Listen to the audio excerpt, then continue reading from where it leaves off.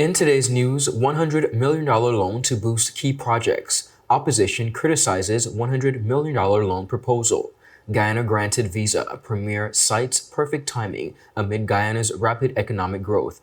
BVI CSEC math scores show slight dip but still outpace regional average. BVI LitFest 2024 to host new initiative. And BVI Architecture Company featured globally. We have the details of this and so much more when 284 News returns. Attention Anegada residents! Attention Anegada residents! CCT is coming to you! That's right! CCT will be visiting Anegada every third Friday of the month. Need to pay your bill? Sign up for a new service? Or have a customer service concern? CCT has got you covered! No need to leave the island. CCT is here to make staying connected easier than ever. Mark your calendars for every third Friday starting this September and visit us for all your CCT service needs. For more information, call us at 444-4444 or follow us on any of our social media pages. See you soon, Anegada! He hit me. Will CG cover this? Don't worry. Remember when I was in that competitive arm wrestling circuit? Three-time champion, baby! I did feel bad crushing all those arms and dreams. So I took them all out for ice cream. And then we got crushed. Anyway, CG handled my claims fast. That explains the arm. The best cover for the best value. CG Insurance. Good like that. Life is unpredictable, and when a storm is coming, having a plan can make all the difference. We need a plan in case of a hurricane. Everyone, let's work together on this. This is where we go in case if we need to evacuate. This is safe away from flood zones. I will use this room as our secure space if we have to stay home. Don't forget to save our local contacts and also our off-island contacts. Right, and we need to have a plan for our pets too. They can't go to shelters, so we need a safe place for them. In case we get separated, we should have a meeting spot. How about the community center? That's good, and we can leave a note there too. I feel safe knowing we have a plan. With a plan, you're not just preparing for the worst, you're taking control of the situation. A message from the Department of Disaster Management and 284 Media. Beginning our newscast on the local scene, the government of the Virgin Islands is set to receive a historic $100 million loan facility from CIBC Caribbean Bank, following the resolution's approval in the House of Assembly last Thursday. This loan represents the largest single loan in the history of the Virgin Islands and is a key component of the government's medium-term fiscal plan. Speaking at a press conference on Monday, September 30th, Premier and Minister of Finance, the Honorable Natalia de Wheatley outlined the significance of the loan and how it will support the territory's aim to address its main infrastructural issues. Premier Wheatley emphasized that although the bidding process was not mandatory, the government conducted it to secure the most favorable terms and conditions for the loan. In addition, Premier Wheatley announced that a debt management strategy was presented in the House of Assembly. This, he said, outlines how the government plans to manage its debt responsibility, ensuring the funds are used efficiently and the debt levels remain sustainable. The Premier also provided a summary of the allocation of the $100 million loan, indicating that the projects financed by the facility are expected to be completed by 2028. This loan facility will assist us in fixing our infrastructure and building and improving our facilities. Close to $54 million will go towards the improvement of our roads, water, and sewage infrastructure. Over $31 million will go towards building and improving our facilities, such as the Ralph T. O'Neill Administration Complex, a residential facility for the homeless in Long Look, development projects at the Airport and Health Services Authority, a national detention center, and technical facilities for the Virgin Islands School of Technical Studies. We also provided support to improvements to Road Town and a program encouraging home ownership valued at $6.5 million. We look forward to the successful execution of these projects over the course of the next 4 years. Premier Whitley took the opportunity to commend the Ministry of Finance for their proactive approach to debt management, highlighting their strategy to refinance several existing payments with the new loan facility. He noted that this refinancing effort has already resulted in significant savings for taxpayers, demonstrating the government's commitment, he said, to fiscal responsibility. Based on what it is I outlined, we got up to over 90 million. And there is about, we have the Ministry of Finance here, they can correct me, but between 7 and 8 million to finance balloon payments. That are due, and when is it due? 2026. And the Ministry of Finance are here, they can speak to the importance of that, because I know in the House of Assembly, some persons question it. But the strategy that the Ministry of Finance has done in refinancing some of the payments has saved us a very significant amount of money. We can point to a Banco Popular loan that we refinanced at Republic Bank, saved the people of the Virgin Islands a great deal of money. So that basically accounts for all of the money for the loan, with the exception of the closing fees, which amounted to maybe about close to $500,000. His Majesty's loyal opposition has voiced strong criticism against a proposed $100 million loan, describing it as the largest single borrowing in the territory's history. During a recent debate, Honorable Marlon Penn, 8th District Representative, expressed concerns about the lack of a detailed documentation and potential impact on the national debt. I asked the House, actually, prior to us, the Deputy Clerk, about getting the previous resolutions. Because I looked at the resolution, I said that something isn't right in what is being asked and the way the resolution is being structured, Madam Speaker. Madam Speaker, like the Leader of Opposition last evening, I was floored, Madam Speaker, that we're borrowing this kind of a money. In fact, Madam Speaker, I need to say this. This is the single most biggest single loan that we've ever borrowed in this territory, Madam Speaker. The next single, and I know she's something to clap about. And the next closest one was a $65 million loan that we did for the recovery and development. Penn highlighted that the loan could push the national debt to approximately $270 million by January of 2025, up from the current $111 to $112 million. The opposition member called for greater transparency and accountability in the borrowing process. You would think, Madam Speaker, a diligent and prudent government, if you're going to borrow that type of money and are going to push a national debt to that level, that you dot all your I's, cross all your T's, and ensure that the entire House is a part of the process. In this new age of good governance, transparency, and accountability, it behooves us as leaders of this territory to ensure that the people of this territory understand what we're doing on their behalf. Because this is not on the behalf of the government. If it was on behalf of the government, you'd have done it in cabinet. You wouldn't have to come up here. The laws are in a place for a reason, because when we make decisions like this, they are decisions that are on behalf of the people of the Virgin Islands. And we have to be diligent, we have to be prudent with the people's business, Madam Speaker. Honorable Melvin Mitch Turnbull, representative for the 2nd District, drew on his background to critique the government's proposal. He said, and I quote, "Numbers cannot be manipulated like words can." Turnbull emphasized the need for clarity and balance in financial matters. He also expressed disappointment in the lack of a comprehensive plan presented to the public. I would have hoped that there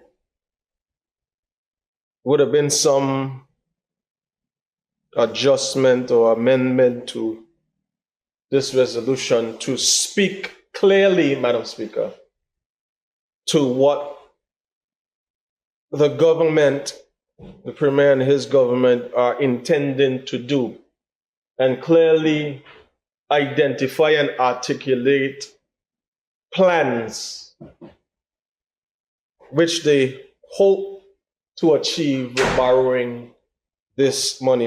The opposition member likened the situation to a young athlete signing a large contract without fully understanding the financial implications. Stressing the importance of accountability, Turnbull called for more detailed information on how the loan would benefit the territory beyond what he described as, and I quote, rambling off money for this, money for that.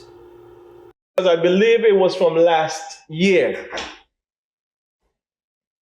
Conversation started about there needs to be more money to do things in the country. And talks about this $100 million loan came up. And Madam Speaker, I would have thought by now that the Premier and his government would have come to the people of the Virgin Islands, not me in the House or not any other member in the House, Madam Speaker. Not even you, Madam Speaker. Come with a comprehensive plan to the people of the Virgin Islands of how they plan to use this $100 million to benefit the people of the Virgin Islands. Not just ramble off money for this, money for that, money for this, money for that, money for this, and the minister for that, and money for this, going to be all happy and excited, Madam Speaker, and they're going to defend their wicked because they feel that the Premier gave them a gift. Viewers, up next, we have much more on the local scene. We'll be right back after a quick commercial break. Hello and welcome to today's episode of Pop the Balloon or Find the Connection. Let's meet our first contender, ladies. Okay, Joey, so do you have any toxic traits? I'm very restrictive. I don't give more time. What you get is what you get. I don't like to give unlimited time. That's it. Okay, can you tell us why you popped your balloon? That's a little too restricted for me. Thank you for coming. Okay, ladies, so let's meet our second contender.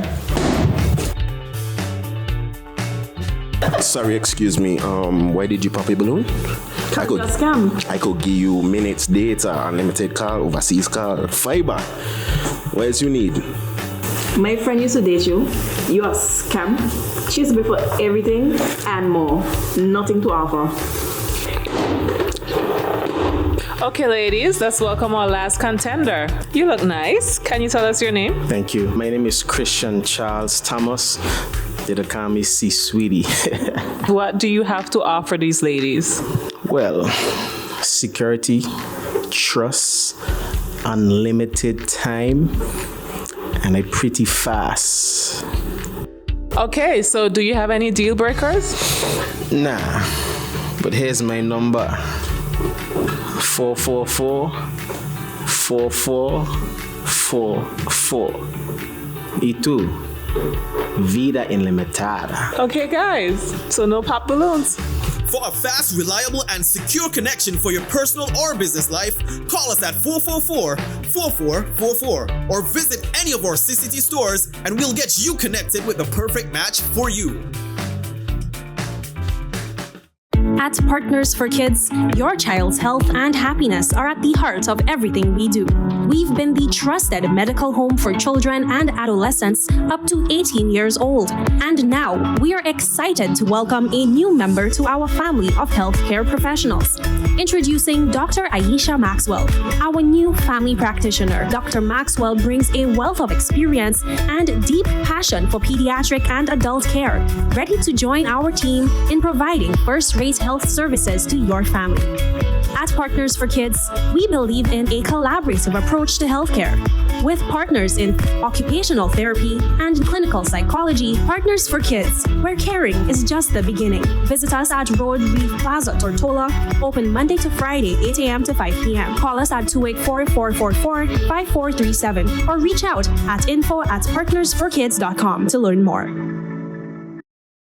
Welcome back, everyone, and thank you so much for sticking with us. Moving right along on the local scene, the government of the Virgin Islands has announced plans to remove the existing visa requirement for Guyanese nationals traveling to the territory, marking a significant step toward strengthening ties between the two Caribbean nations. The announcement was made by Premier Dr. the Honorable Natalia D. Wheatley during a press conference on Monday, September 30th.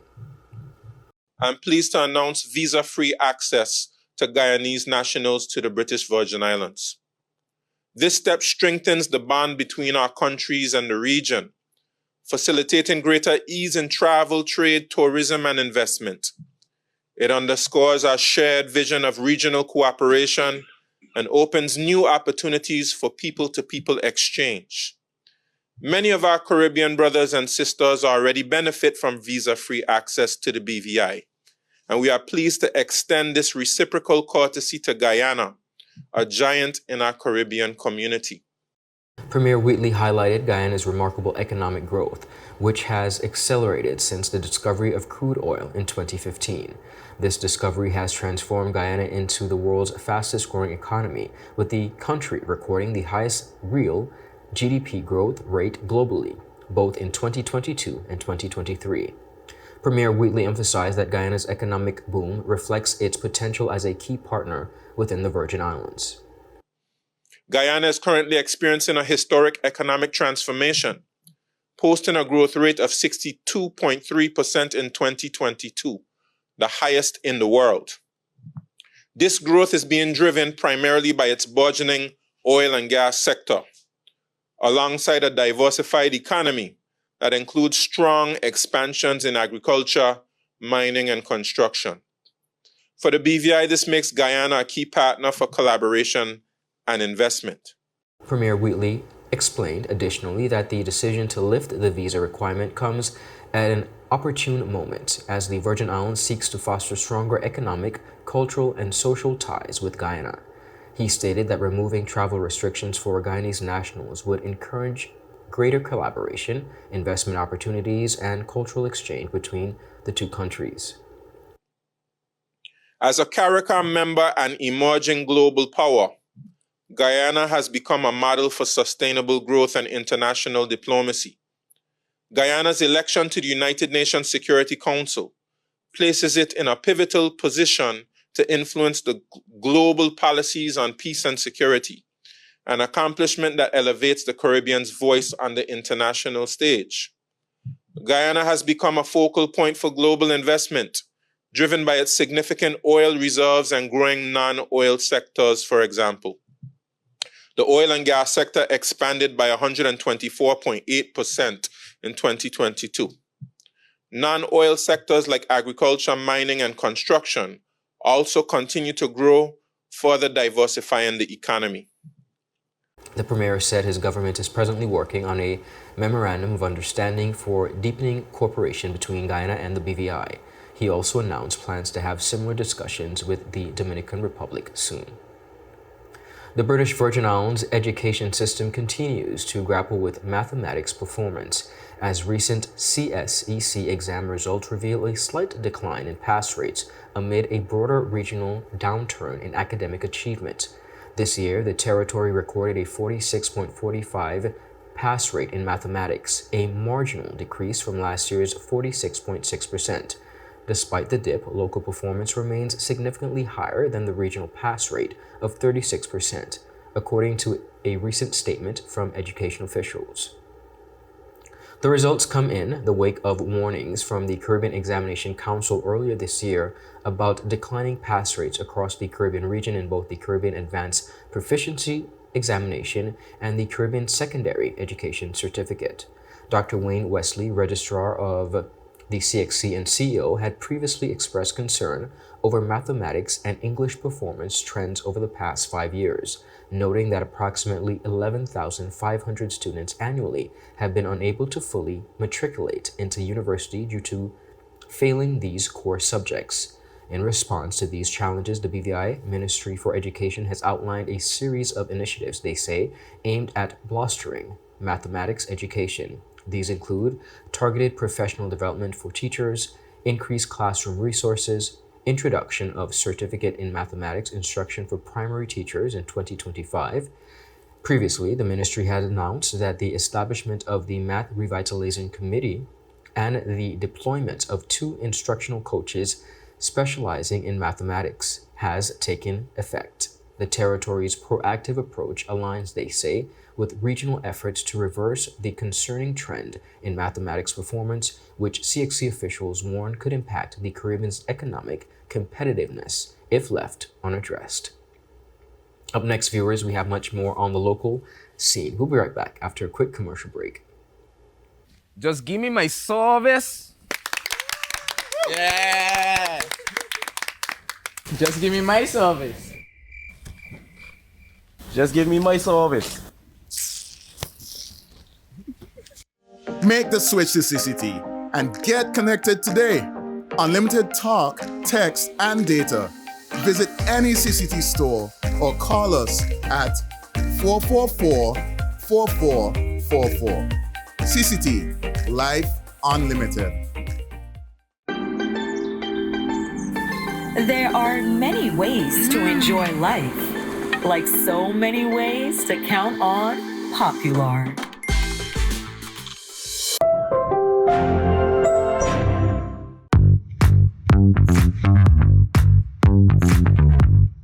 Hi, my name is Judy, VI Motors Operations Assistant, and I'm here with Thing, our mechanic here, and we're going to show you today how you can locate your VIN number on a vehicle. Your vehicle's VIN, or Vehicle Identification Number, it's a unique code specific to your car. It's important for various purposes like registration, insurance, and maintenance. To find your VIN, start by looking at the dashboard on the driver's side. You can see it through the windshield near the bottom corner of the dashboard. It's usually a small metal plate or a sticker with a combination of 17 characters. If you can't find it there, other common locations include the driver's side door jamb, engine block, or it may be mentioned in your registration's documents. And that's how you find your vehicle's VIN number. Remember, this unique identifier is crucial for various services related to your car. It's a good idea to note it down or take a picture for future references. If you are having trouble locating it, please don't hesitate to ask a professional or refer to your owner's manual for guidance. Thank you for watching this quick guide on finding your vehicle's VIN. Stay tuned for more helpful tips to keep your car in top condition. Visit us at Dove's Bottom or at our Parts Point location in Virgin Gorda, or call us at 494-2496 or our website at www.vimotors.com. Welcome back, everyone, and thank you so much for sticking with us. The BVI Literary Festival, affectionately known as the BVI Lit Fest, was founded in November of 2021 as a key feature of the Department of Culture's Culture and Tourism Month activities. Of course, in collaboration with the H. Lively Stout Community College, the BVI Lit Fest has quickly become an annual highlight, bringing together writers, poets, publishers, booksellers, and book lovers to celebrate the literary arts and the creative process. This year, as part of the BVI Lit Fest, HLSCC will be hosting the very first Literacy Wonderland in Virgin Gorda on October 5th, 2024. This activity is part of the larger Lit Fest, and our theme this year is Roots to Roots. And one of the things we want to do, because there are several ways we can interpret that, is to explore our cultural heritage in the Virgin Islands as well as our creative lineage in the Virgin Islands, and to merge those two as we explore literacy.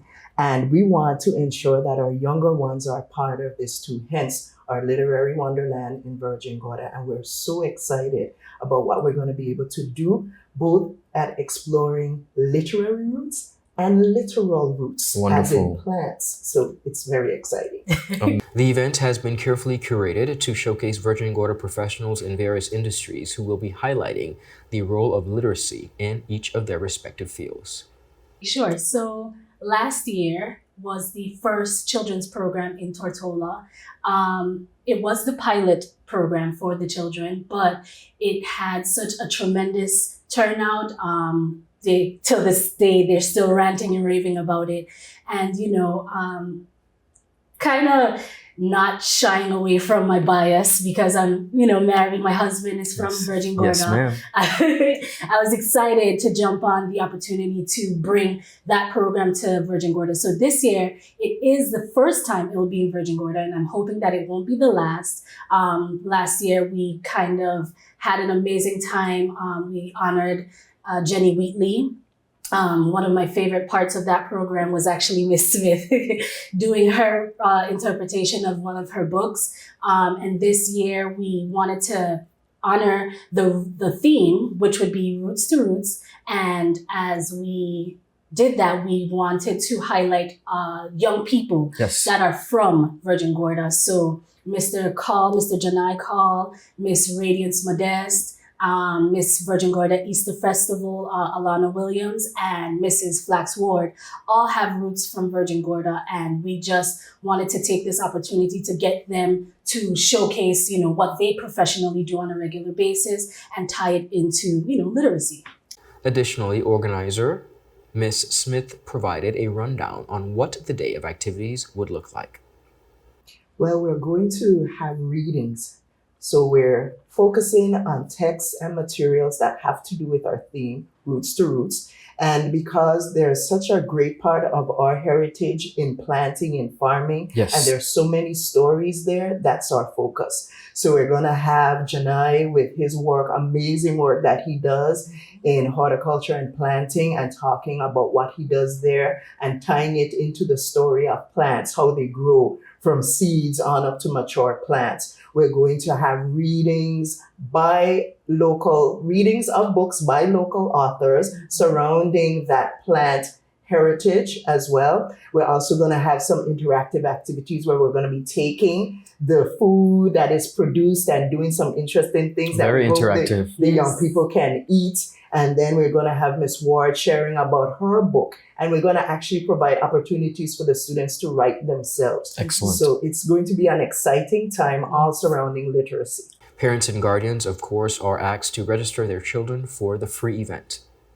Okay, so I just want to preface this by saying the event is completely free. Wonderful. So registration is free, the program is free, and the treats that you'll receive after are free. We encourage persons to either call Miss Smith, the number is on the flyer, or you can shoot me an email. My email is on the flyer. And also, when the program is finished, children will be able to participate in bouncy play and also get a free ice cream from another local professional over in Virgin Gorda. So we really carefully orchestrated this program that highlights all persons that are from Virgin Gorda, but not only from Virgin Gorda, they're young people. And so I'm really, really ecstatic. Can you tell? I can tell, absolutely. I love the energy. For the full interview, visit all 284 media platforms.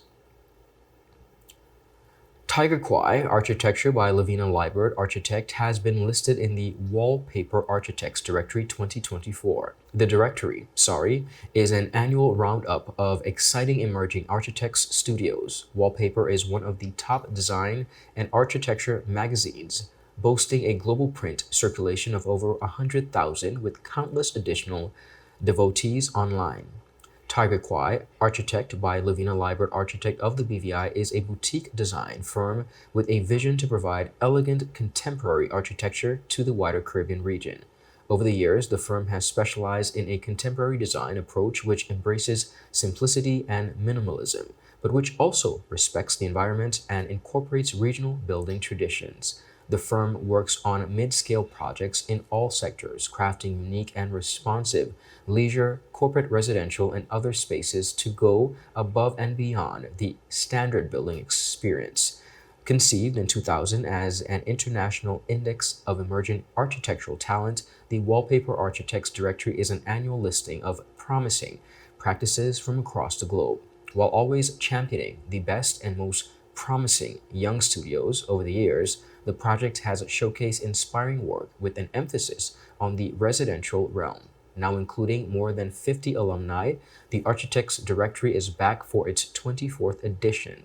This year's survey features 20 young studios from Australia, Brazil, the British Virgin Islands, Canada, China, Denmark, Finland, India, New Zealand, Nigeria, Portugal, Singapore, South Korea, Spain, Thailand, and the USA, with much more promises. Congratulations. Viewers, that is it for today's news roundup. Be sure to follow us for your daily news updates at tweet4media.com, of course, on our WhatsApp channel for daily updates, as well as our Facebook at Tweet4Media and Tweet4BVI on Instagram and Twitter. I'm Ron Grant. Do have a safe and enjoyable Monday. Goodbye.